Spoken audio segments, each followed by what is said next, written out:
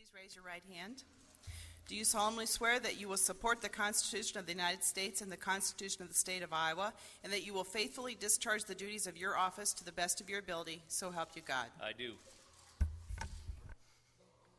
All right. All right.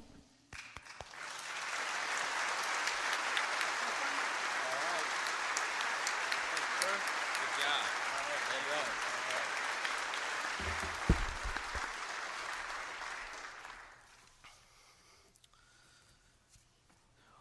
Well, thank you very much. It is indeed an honor. I thought I'd just share a couple quick thoughts. Friends, family, representatives, welcome to the 86th General Assembly. I want to just take a brief moment to recognize all the family members in the chamber today, in particular my wife, Kathy. Our families are our biggest supporters and make the most sacrifices in our service to Iowans. And thank you for your constant strength and encouragement. I'd also like to take a brief moment and recognize that as we convene today, we're missing one of our own. Please keep Representative Dwayne Alon's family in your prayers, and let's remember his commitment to Iowans and the fervor in which he worked to move our state forward. As we sit joined together in the People's House, I'd like to issue a simple, straightforward challenge to you. While others bring forward their laundry list of funding opportunities, spending priorities, or flashy government programs, I challenge this General Assembly to ensure that government do less, but to do it better. Government continues to meddle in Iowans' lives and seems incapable of doing even the smallest jobs correctly sometimes. Today, we must meet the challenge of stopping this intrusion. Just like you, I've been contacted by various interest groups, lobbyists, even government agencies, regarding how much more money they need to keep doing what they are currently doing. Do we ever stop to ask, do we really need government doing all this activity? Government could do better if it wasn't trying to do so much. What if we ask government to do less, but to do it much better? Doing less. The revenue forecast says we will have an additional $200 million to spend in fiscal year 2016. If we cannot fund Iowans' priorities with an additional $200 million, I think that means two things. We have too many priorities, and we have a spending problem. We do not have a revenue problem. Instead of more problems and endless expenses, let's ask government to do less. Let's instead create opportunities to make family life more affordable, upward mobility more likely, and employment easier to find. We need to ensure the programs currently on the books are doing consequential things that improve Iowans' lives and are worth the taxpayers' investment. Representative Pettengill, you and your Rules Committee have led the charge in removing barriers for Iowans when it comes to the rulemaking process. I want to encourage you and your team to continue this vital work on behalf of the legislative branch, ensuring the intent of the laws we pass are followed and onerous rules that hamper growth in our state are identified and removed. Doing it well. While we want government to do less, we also want it to do it much better. I think we can all agree that one area government needs to do better is the building of our new state prison. Not only has the opening of the prison been delayed for several months, there still is no move-in date set. The taxpayers of Iowa paid for this facility. It's up to us to oversee that their money is spent appropriately. Representative Kaufman, I'd like you and your Government Oversight Committee to look into this. 4 years ago, Iowa faced a $900 million budget shortfall. Now, as the 2015 session begins, Iowa is spending just 94% of what our outdated expenditure limitation law allows. Our budget reserves remain full, and the ending balance is over $700 million. Iowans work hard to earn their money, so they, not us, can invest it for retirement, spend it on necessities, or save it for priorities that they deem important. Let's make sure government operates well in what we've asked it to do. Representative Soderberg, your Appropriations Committee has done diligent work, spending taxpayer dollars wisely. I'd like you once again to ensure that the budgets passed in the House stay true to these four principles.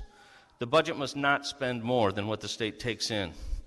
It must not use one-time money to pay for ongoing expenses.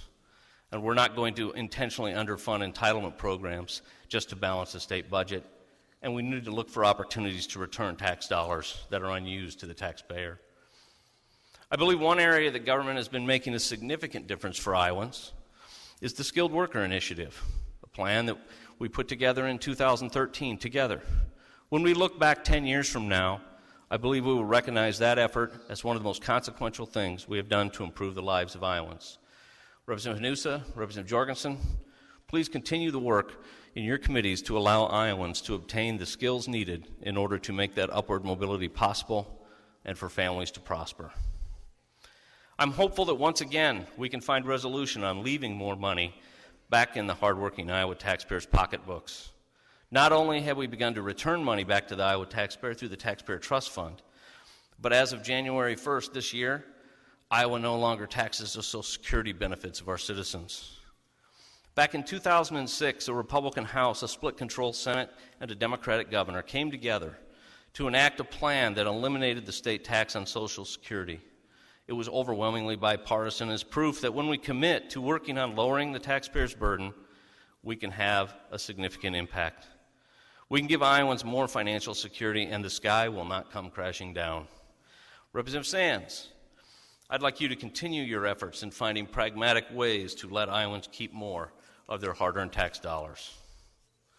Over the course of the 2014 elections, it became clear that trust in large institutions like government was not just waning, but at times is plummeting.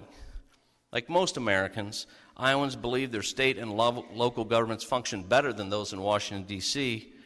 I think we have to ask ourselves, how do we live up to these expectations? First, if we're truly going to be different, then we need to act differently. Passing one more government program without examining the multitude of programs which already exist is more of the same.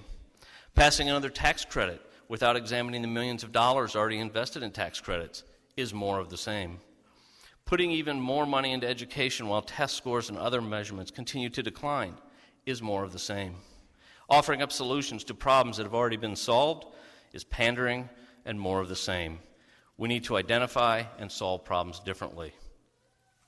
Second, Iowans' priorities need to be our priorities. Iowans want their government more efficient, and they want us to be serious about protecting every tax dollar. They don't want more obstacles and more government intrusion in their lives. Most simply want to be left alone to raise their families and enjoy their communities. So we need to continue to spend less than we take in, continue to pay off debt, and focus investments on key areas with broad support. Third, we need to work with each other. Blustering, ranting, and drawing lines in the sand accomplishes very little. We must not be afraid to work with people with whom we disagree. Iowans don't want us to fight the same old tired battles that ultimately end up in a stalemate. Instead, they want results. We have shown that we can accomplish this without compromising our core principles. Lastly, every year in my opening day speech, I offer a general reminder that the desks we all sit in do not belong to us. That instead, they belong to the 30,000 Iowans each one of us represent back home. The people who send us here expect us to do our jobs just like they do every single day. Iowans want government to do less, but they want it to do it better. Now, let's get to work.